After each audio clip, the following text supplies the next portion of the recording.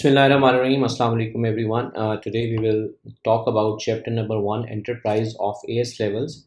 And in this chapter, you will learn all the topics of uh, enterprise, whatever are given in the book. I am teaching you from the textbook so that your concepts are very clear and you are not feeling that if we are teaching from the slides, I have seen that some of the students they are confused that they don't know that they have something different in the book and something different in the slides. So nothing is different for the teachers because we choose some important points and topics in the slides, but the students they are confused. So we will start it with the book, and you can also get the notes from me, personally you can get it, or I will upload on the website. You will download. You can download from there. So if you are new to the channel, please subscribe my channel, and if you already subscribed it, share it with your friends so that everyone can have the access to the YouTube channel, and they can have benefits from here.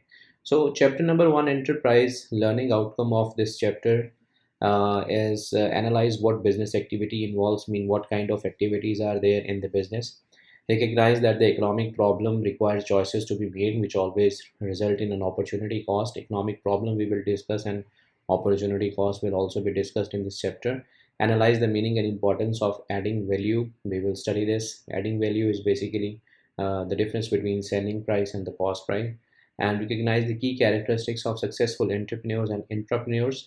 Evaluate the importance of enterprise entrepreneurs and intrapreneurs to a country's economy, what is the significance of these. Analyze the meaning, purpose, benefits, and limitation of the business plans. Like in business we make business plans for starting our business, and what is the meaning of that, purpose, benefit, and limitation. So we will study all these things in this chapter. So let's start with the topic number 1. The topic number 1 is the nature of business activity. 1.1, chapter number 1, topic number 1, nature of business activity. Business activity aims to satisfy people's need. In order to do this, it requires resources. Of course, whatever the customer will require, people will require, business have to produce that to satisfy their need. Okay, and to satisfy this need, they require resources. Business require resources. Businesses operate in a constantly changing world, but the purpose of business owners and managers remain the same: to add value to the resource while meeting people need. Purpose of business activity. A business is an organization that uses resources to meet the needs of customers by providing a product or service that they demand. So we can see that whatever the customer is demanding, customer will not only demand the product. For example, product is a physical thing and service is intangible. Okay, it has no physical existence. For example, I am teaching you, I'm not giving you something in physical form, but if you buy a mobile phone from me, it's a physical form, it's a product. So customers have demand of physical or intangible goods and services. These are several stages. There are several stages in the production of finished goods. Business activity at all stages involve adding value to resource such as raw materials and making them more desirable and valued by the final purchaser. Without business activity, we would all be entirely dependent on the goods that we could make or grow ourselves, as some people in virtually undiscovered native communities still are. Business activity uses the scarce resource of our planet to produce goods and services that allow us to all enjoy a much higher standard of living than would otherwise be possible if we remain entirely self-sufficient. So the purpose is business and services, they are being provided by the businessman, and it is very beneficial for the general public because if we see that in the village they are growing their own vegetables, fruits, they are having some all the resources, they are not buying from somewhere. Mostly they are not buying from, they have some crops like wheat, rice, they have their own crops. See, they keep for them, and then rest of the crop or the rest of the stock they sell it to the general public in the cities. So if business activities are not there, so we people have to work a lot to we ourselves will work for the utilization of the different products and services. Then what do businesses do? Businesses identify the needs of customer. Like main purpose of the business is to find out what customer is demanding, what is the need of the customer. Businesses identify the needs of the customer, they purchase necessary resources. They purchase necessary resources to allow production to take place. So when they know that they require, for example, they require furniture, then they will purchase the necessary resource. Necessary resource for the furniture is wood. Then they will start producing that. They produce goods and services which satisfy customer needs, usually with the aim of making a profit. Why businesses are doing this? Like why I will feel that the other person is requiring furniture, it's his need. Why I'm going to produce it and I'm going to facilitate it just because I will earn profit out of that. These are the main three things what businesses do. Business activity exists to produce goods and services that meet the need of the customers. Many of these customers will be consumers who purchase consumer goods and consumer services.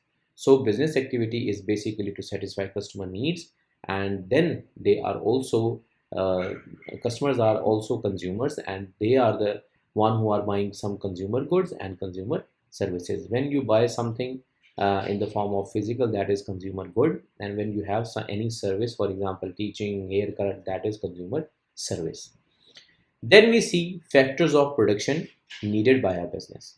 Of course, there are four factors of production: land, labor, capital, enterprise. These you use in order to produce the products. All businesses need resources to be able to operate and produce goods or services. These resources are called factors of production. There are four factors of production: land, labor, capital, and enterprise. Okay, land, this journal term includes not only land itself but all the renewable and non-renewable resources of nature, such as coal, crude oil, and timber.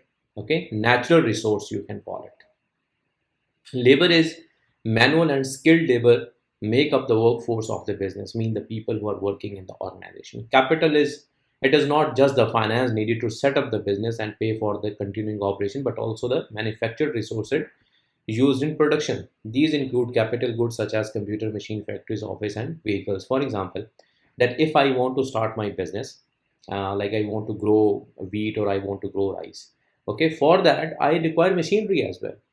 Okay, so capital, with the money only I will not buy the seeds, or only I will not hire labor. I will have to install a lot of things by which I can get my proper farming for the rice or the wheat. So money is basically being used, that is called capital. Enterprise, this is the initiative and coordination provided by risk-taking individuals called entrepreneurs. They combine the other factors of production into a unit capable of producing goods and services. Enterprise provides the managing, decision making, and coordinating roles. So when we are able to take risk and we are coordinating with other resources, okay, factors of production, then we are capable of producing goods and services. For example, I'm making a company. In that company, I'm producing a lot of things. I took a risk. That is called the enterprise. Okay, so these are all the factors of production needed by the business. Here we can see timber as a natural resource. It's also a factor of production. All businesses need labor. As we were discussing, we need labor. It's also a factor of production. Here we can see capital. Equipment can be very complex. So equipments are also like these are the assets of the organization. But if you have capital, we will spend capital on the machinery to install it, and so that we can have processing out of that. Okay. Next part of this topic is the concept of adding value. All businesses aim to create value by producing goods and services and selling them to a higher price. For example, I produce a product for $5. I will sell in the market for $5. No, I will sell it for $7 or $8. It means I produce at 5, I sell at 8. It means $3 I have added the value. You cannot call this $3 as your profit. If you will exclude all your expenses, then you will get your profit. So the cost of bought in materials, this is called adding value. Here selling them for a higher price than the cost of bought in materials. This is called adding value. If the customer is prepared to pay a price that is greater than the cost of materials used to produce a goods or service, then the business has been successful in adding value. Mean you produced for 5, you sold for 8, and customer happily bought it. It means you are successful in creating added value. The difference between selling price of the product sold by a business and the cost price of the material bought in is called added value. Without adding value, a business will not be able to survive, as other costs have to be paid, and the people investing in the business also expect some financial return. For example, if you are a company, there are shareholders, they invested in your company, you are going to produce some products, you are selling it on the by adding value, so you have to share the profits with them. So if you are not creating value, you are not adding value to your product, how you will do all that? So it's very important to add value in the product. The added value by the business is not profit. As I told you, the cost must be paid for, such as labor and rent. However, if the business can add without increasing its cost, then it's a profit, then its profit will increase. Here are two examples of how different businesses could add value to their products. It's very important to understand. Here is the example of jewelry shop, a well-designed shop, window display, attractive shop fittings, well-dressed and knowledgeable shop assistants, and beautiful packaging for each jewelry item. These features might allow for an increase in jewelry price greater than the extra cost involved. So we have seen whenever we go to a jewelry shop, they are packing the products in a very efficient way. Sometimes we are going to the restaurants, we see very beautiful restaurants are there. So the purpose is food, restaurant purpose is food, jewelry is jewelry, gold is gold, silver is silver. But how you present adds value to the product. Whatever you are doing, you have to add value of that into your product to gain money. For example, if you are presenting a lot of things, like why five star hotels are expensive. Okay, the same food you can get from the local restaurant very cheap. Why it's expensive? Because it's a brand name. Okay, people are willing to pay. Like rich people will come there, so they do not bother about the money. So in this way, you earn a lot of money. Okay, then we see economic activity and the problem of choice. We live in the world of great wealth and great scarcity. People with lower levels of income are unable to obtain the basic requirements of life. The concept I'm telling you in advance, that is when you have limited resources and unlimited wants. For example, I have $10 in my pocket and I want to buy a Toyota Corolla car. Impossible. It's a problem because I don't have resource to buy that. Okay.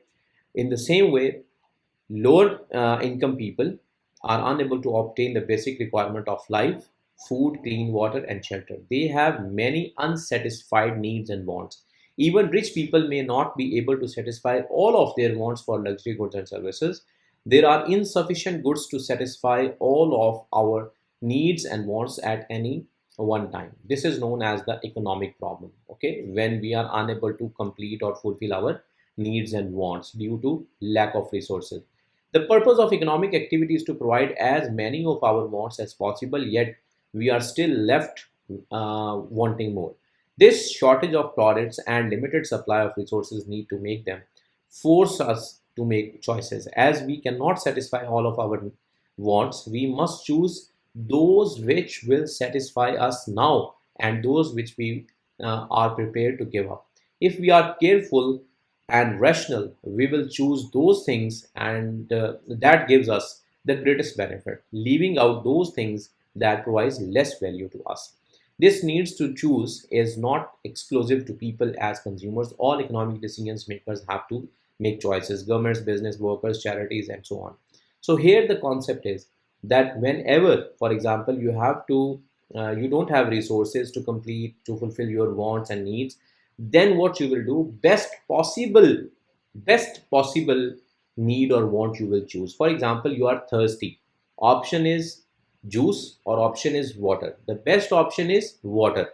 It is cheap and it is better than the juice. Okay, another example is, for example, if you are going to a holiday, someone is like, your plan, your want is to go on a holiday in Dubai, and the other is that you buy a particular, for example,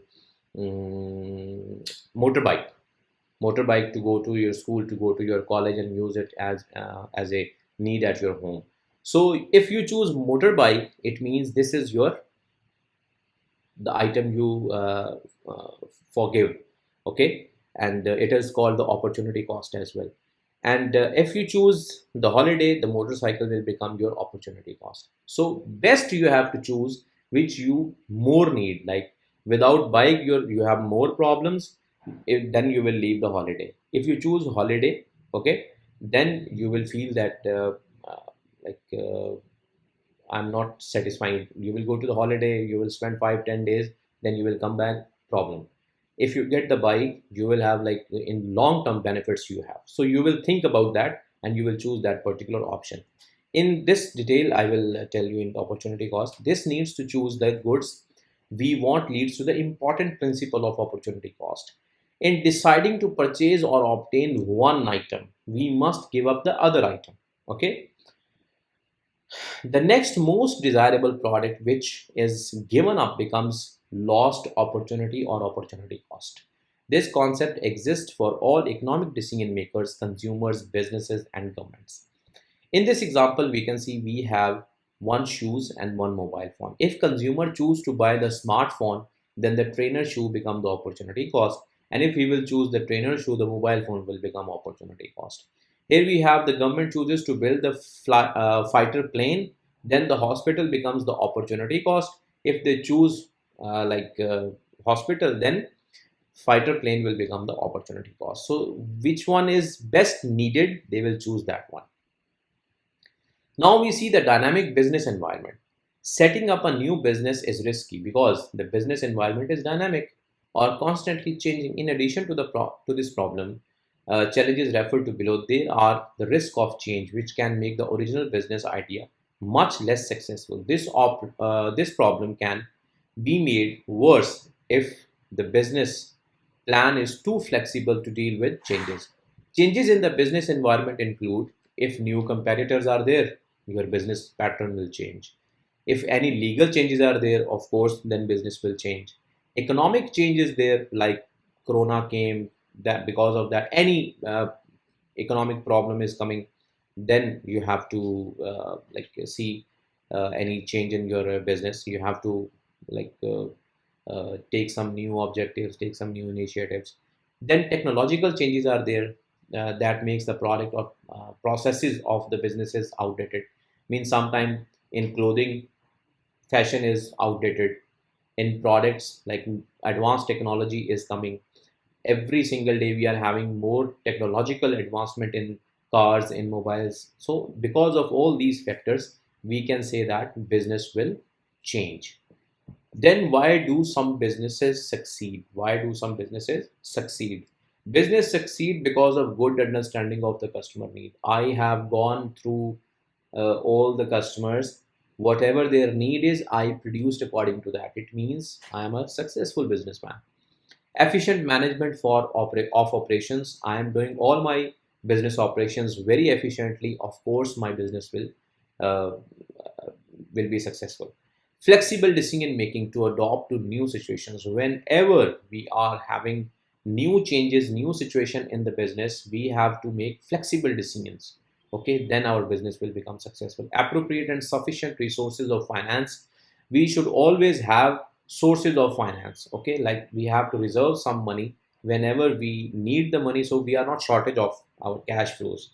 Okay, so when shortage is not there, whatever the order you receive, you are able to complete it, then your business will succeed. So these are the four main points on which the business succeed. And then we see why some businesses fail. Business, the main reason of failing the business is lack of knowledge. Remember, lack of experience or knowledge. Poor record keeping, you are not keeping your record properly, your business will fail. Lack of cash, you don't have cash as reserve, and whenever you have big order or you have any problem, any small or big loss, you are unable to recover that, your business will fail. Poor management skill, if you are not managing your business properly, again your business will fail. So these are all the points on which business will fail.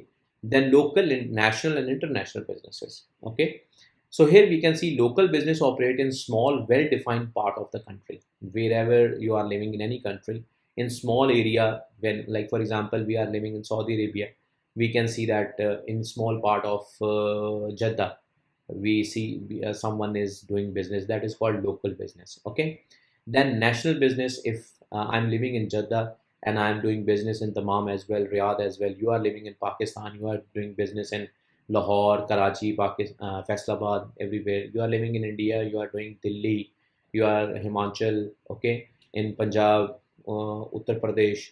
All of these areas, it's a national business. International is when my branch is in Pakistan, in India, in Saudi Arabia, in America. So it means now I am moving internationally. So this is the difference between local, national, and international businesses. Okay. So till here, we can say that we have completed our first topic of chapter number 1.1 of enterprise AS levels. So if you have any question related to anything, you can comment on the video. That's enough for today. And inshallah, in the next video, we will discuss the second topic of this chapter.